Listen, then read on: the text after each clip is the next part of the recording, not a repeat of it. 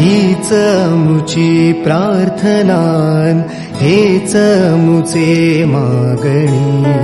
हीच मुची प्रार्थनान, हेच मुचे मागणी. माणसाने माणसाशी माणसा समवागणे.